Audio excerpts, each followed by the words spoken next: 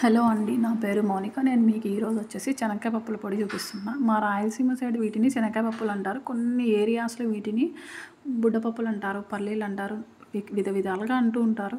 ఇది వచ్చేసి పెరుగన్నం రైస్‌లోకి కానీ, పెరుగన్నంలోకి కానీ, చపాతీలోకి చాలా బావుంటుంది. ఒక ప్యాన్‌లో ఓన్లీ గ్రౌండ్ నట్స్ అండి. అదే వేరుశనగ పప్పు. మనమేమి ఆయిల్ యాడ్ చేయనక్కర్లేదు. డ్రై రోస్ట్ అనమాట. లో ఫ్లేమ్‌లో మాత్రమే చేసుకోవాలి. లో ఫ్లేమ్‌లో చేసుకుంటేనే నీకు మంచి టేస్ట్ వస్తుంది. ఆ తర్వాత వచ్చేసి ఇవి మంచిగా వేగిన తర్వాత ఒక సపరేట్ ఏదైనా ప్లేట్‌లోకి అని అట్లా తీసుకునేసి చల్లారిన తర్వాత పొట్టు తీసి పెట్టుకోవాలి. నెక్స్ట్ వచ్చేసి ఒక ప్యాన్‌లో ఆయిల్ మనకి సరిపడా మిరపకాయలు వేసుకొని తుంచి వేసుకుంటే లోపల విత్తనాలు కూడా బాగా వేగుతాయండి.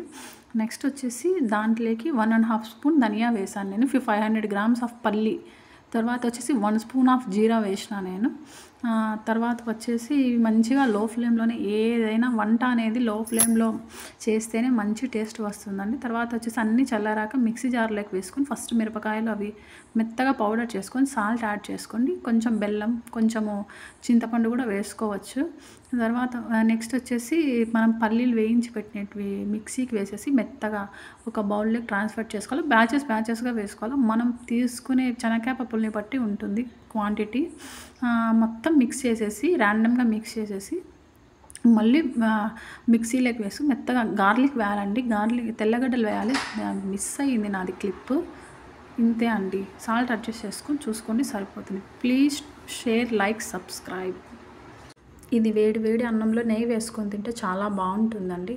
పిల్లలకి లంచ్ బాక్స్‌లోకి కలిపి పెట్టినా చాలా బాగుంటుంది. Please do share, subscribe.